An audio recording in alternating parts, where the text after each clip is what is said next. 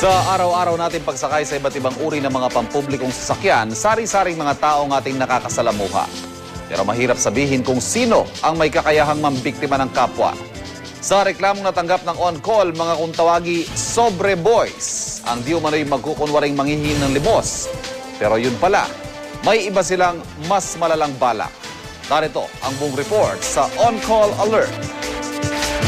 Sa araw-araw, tinatayang aabot ng halos 1 milyon ang mga commuter ng iba't ibang mga pampublikong sasakyan. Samut-sari rin ang mga adventure at misadventure ng mga commuter dito.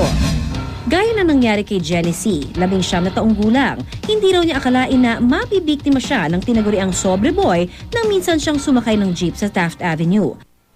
Kwento ni Jenny C., galing daw sila ng kanyang kasama sa meeting sa isang mall, mahigit 1 buwan na ang nakakaraan. Matapos daw ang halos 10 hanggang 15 minuto sa biyahe, isang batang lalaki raw ang sumakay at namigay ng sobre sa kanilang mga pasahero. Hanggang dun sa dulo, nagbigay siya. Then nagstay siya for siguro mga 5 minutes. Tapos pagbalik niya, di kinukuha na niya yung mga sobre. Nasa lap ko yung sobre na yung nasa lap ng katabi ko actually. Malapit sa akin. And then sa dulo ako ng jeep. Nung kinuha niya yung sobre dun sa sa next sa left ko, 2% siguro. Pagbaba niya ng jeep, nag-step siya and then kinuha niya yung pintas. Hinila niya. Pansamantala umanong natulala si Jenny C. nang mahablot ang kanyang kwintas. Bumalik lang daw siya sa kanyang wisyo nang sabihan siya ng isang pasahero na habulin ng bata. Sinubukan daw nilang habulin ng bata, ngunit sa huli, pinakawalan na lang daw nila ang bata sa takot na baka may mga kasabot ito na nag-aabang at baka lalo pa silang mapahamak.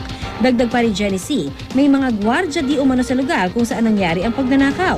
Pero imbis daw na tulungan siya pa raw ang sinisi ng mga ito. Sabi sa amin, ba't di ka sumigaw? Sana hinarang namin nung nandito pa lang siya. Humigit kumulang 20,000 ang halaga ng kwintas na nakuha kay Jenny C. Ang insidente, nagsilbi raw na malaking aral para sa kanya. Bago kayo umalis sa place nyo, be safe muna.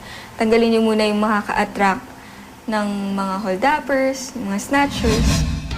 Ayon sa PNP, posibleng mga sindikato raw ang may pakana ng ganitong modus. Kaya naman hinihikayat ng pulisya ang mga mamamayan na magsumbong agad sa pinakamalapit na estasyon ng pulis kung sila ay nabiktima ng mga nagkalat na sobre boys. Mayroon po tayong Women's Children's Concern Office sa bawat police station at sila ay aatasan natin, i-coordinate natin para ito ay maimbita, malaman natin kung sino ang nagpapunta sa kanila doon, taga saan sila at bigyan ng pansin.